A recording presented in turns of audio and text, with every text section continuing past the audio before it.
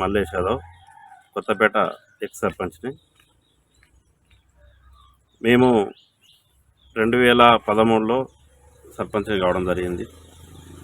గతంలో మేము రాకముందు మాజీ ఎమ్మెల్యే చిన్మర్తి లింగయ్య గారు ఉండే. ఆయన టైంలో ఉన్న సర్పంచ్లు కానీ ఆయన కానీ ఎలాంటి అభివృద్ధికి నోచుకొని కొత్తపేట గ్రామం 2014 ఎలక్షన్లు రావడంతో వేముల వీరేశం గారు ఎమ్మెల్యేగా గెలిచిన తర్వాతకి ఈ కొత్తపేట గ్రామాన్ని నేను దత్తత తీసుకుంటా అని చెప్పేసి ఈ గ్రామాన్ని దత్తత తీసుకోవడం జరిగింది.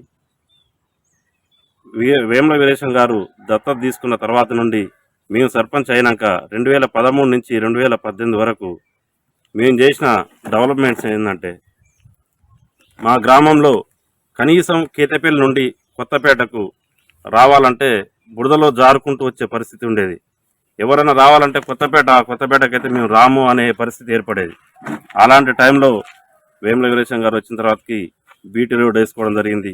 96 లక్షలతోని బీటీ రోడ్ వేసుకొని కొత్తపేట పోవాలంటే నేషనల్ హైవే నుంచి మళ్ళీ కొత్తపేట దాకా కూడా బురదలో కాలు పెట్టకుండా మంచిగా నీట్గా వచ్చే ఏర్పాటు చేసుకోవడం జరిగింది. దాంతోపాటు కొత్తపేటలో గ్రామ పంచాయతీ అనేది లేకుంటుండే. ఒకటే రూమ్లో పశువుల దవాఖానా, ఇటు గ్రామ పంచాయతీ నడిపించుకునే పరిస్థితి ఉండేది. మొత్తం ఓపెన్ ప్లేస్ నడిపించుకునేది. అలాంటి టైంలో వేముల వీరేశం గారి సహకారంతో 18 లక్షల రూపాయలతోని గ్రామ పంచాయతీ బిల్డింగు నా హయాంలో 2014 హయాంలోనే ఆ బిల్డింగ్ నిర్మించుకోవడం జరిగింది. అదేవిధంగా ఇవాళ కొత్తపేట మూసి కింద ఉన్నా కానీ చెరువు ఎండిపోయి బావులలో నీళ్లు వేయకుండా పోయి అలాంటి పరిస్థితులు ఉన్నప్పుడు కూడా మిషన్ భగీరథ ద్వారా 35 లక్షలతోని చెరువు పూడిగా తీయించుకొని ఆ రోజు నుంచి ఈ రోజు వరకు కూడా ఎలాంటిది కనీసం ఇంచు నీళ్ళు కూడా తగ్గకుండా ఇలా మేము ఆ రోజు పూడిక తీయించడం వల్ల చెరువు కట్టకు మొత్తం లీకేజీలు ఉంటే ఆ లీకేజీలు కూడా పూడిపించి డంప్ చేయించడం వల్ల ఇవాళ నీళ్ళు అనేది ఎక్కడ కూడా చుక్క కూడా తగ్గడానికి అవకాశం లేకుండా అయిపోయింది. ఆ రోజు మేము మిషన్ భగీరథ ద్వారా వేముల వీరేశం గారి సహకారంతో చేయించుకోవడంతో కొత్తపేట గ్రామ ప్రజలందరూ కూడా ఇప్పటికీ ఇళ్లల్లో కానీ అడిపోతే రైతుల వ్యవసాయ వాటర్ కానీ ఎలాంటి ఇబ్బంది లేకుంటుంది చెరువు కింద.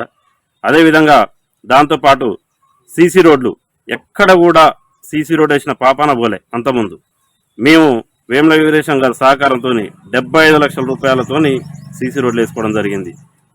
దుర్మార్గం ఏంటంటే కేసీఆర్ గారు వారి స్వలాభం కోసం 9 నెలలు ముందు ఎలక్షన్లో పోవడంతో వేముల వీరేశం గారు ఇంకా చేయాల్సిన పనులు ఆగిపోవడం జరిగింది. ఆగిపోయిన పనులు ఆ 9 నెలలు కాక అట్నే ప్రభుత్వం రన్ అయి ఉంటే మొత్తం కొత్తపేట గ్రామంలో గల్లీ గల్లిన సీసీ రోడ్లు కానీ ఇంకేమన్నా మిగిలిపోయిన పనులు కానీ కంప్లీట్ చేసుకునేది ఉండే. అదేవిధంగా కొత్తపేటలో శ్మశాన వాటిక లేకుంటుండే. ఆ శ్మశాన వాటిక కూడా 10 లక్షల రూపాయలు శాంక్షన్ చేయించినాక వేముల వీరేశం కానీ మేము కానీ అది అప్పటికి 9 నెలల ముందు ఎలక్షన్లో పోవడంతో ఆ పనులు కూడా మేము డబ్బులు శాంక్షన్ చేయించినాం. ఆ పనులు మేము చేయలేకపోయినాం. అదొకటి 10 లక్షలతో అది శ్మశాన వాటిక అనేది ఏర్పాటు చేసుకున్నాం.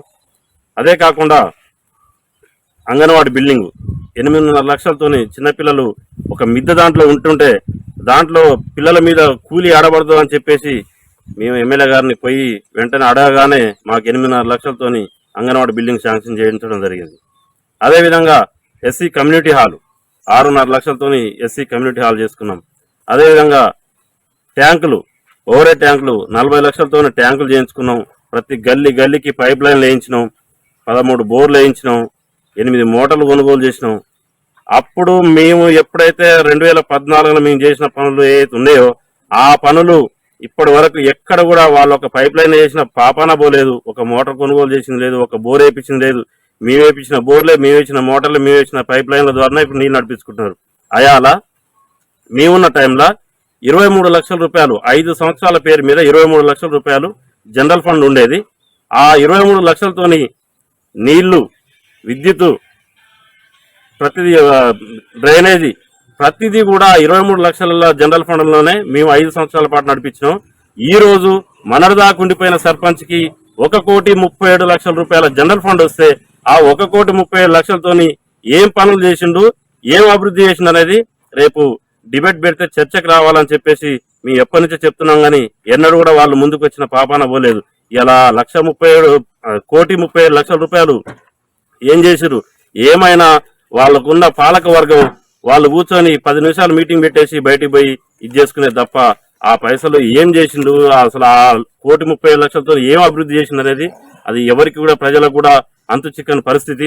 అట్లాంటిది మేము చేసినామని చెప్పుకుంటేందుకు అసలు ఏం చేసిరో చెప్పాలి. మేము చేసినామని చెప్పడం కాదు, మేము ఈ పలానా పని చేసినామని చెప్పాలి. నేను చెప్తున్నా కదా, ఇప్పుడు మేము ఏం చేసినాం 5 సంవత్సరాల పాటు మేము ఉన్నప్పుడు ఎంత డెవలప్ చేసినాం, ఏం పనులు చేసినాం అనేది మేము చెప్తాం. కనీసం మీరు చెప్పాలి కదా, ఈ పని చేసిన, ఈ పని చేస్తే ఈ పనికి ఇన్ని లక్షలు పెట్టి ఖర్చు పెట్టి ఈ పని చేసిన చెప్పుకోవాలి. అది లేదు. ఇప్పుడు పైన ఎమ్మెల్యే గారు విషయానికి వస్తే మనడు దాకా చిరుమర్తి లింగయ్య ఉన్నాడు రెండోసారి. ఫస్ట్ టైంలో వేముల వీరేశం గారికి గెలిచిన టైంలో 3,200 కోట్లతోని నకరికల్ నియోజకవర్గాన్ని అభివృద్ధి చేసుకుంటే నువ్వేం చేసినావు అని అడుగుతున్నావు. ఇప్పటికి కూడా నువ్వు రెండోసారి గెలిచిన తర్వాత కూడా వేముల వీరేశం పెట్టించిన నిధులల్లా నువ్వు దాంట్లో సగం కూడా పెట్టేయలేదు. నువ్వు చేసిన చెప్పుకోవడానికి నీకు ఏముందో చెప్పు, ఈ పలానా చేసినని. ఇవాళ మూసి ఇలా పక్కనే ఉంది కాలువ, దానికి 60 లక్షలతోని ఆధునీకరణ చెట్లు అది పూడికలు తీయించి మొత్తం లైనింగ్ చేసుకోవడానికి 60 లక్షలు శాంక్షన్ చేయించిన ఘనత వేముల వీరేశం గారిది. ఇలా మూసి గేట్లు ఎన్నడూ కూడా కనీసం నువ్వు ఒక నార తీసుకొచ్చి కూడా ఆ లీకేజీలు పూడిపిన పాపాన పోలేదు. అదే వేముల వీరేశం గారు 60 కోట్లతో మొత్తం నీకు గేట్లు మొత్తం కంప్లీట్ చేయించారు 18 కోట్లతోని. ఇలా ఈ పనులన్నీ ఎవరు చేయించారు? వేముల వీరేశం గారి ఆయాంలో లేకపోతే నీ ఆయాంలో ఏమైనా జరిగిందా? ఏమైనా కనీసం నువ్వు ఒక తలుపుకి ఏమైనా నార వేసినావా, లేకపోతే లీకేజ్ ఉందా? ఇవాళ వేముల వీరేశం గారు గేట్లు చేయించిన కానుంచి ఇప్పటి వరకు ఈ మూసి కింద ఇలా నాగార్జున సాగర్ ఎండిపోయి ఒక్కొక్కరు అరో రామ అని చెప్పేసి అంటుంటే కూడా అక్కడ పొలాలు ఎండిపోయి ఒక్కరికి కూడా ఇలా తిండికి లేని పరిస్థితి ఏర్పడుతుంది. ఇలా మూసి కింద పచ్చని పైర్లు, అది ఎవరి ఘనత? వేముల వీరేశం గారిది. ఇలా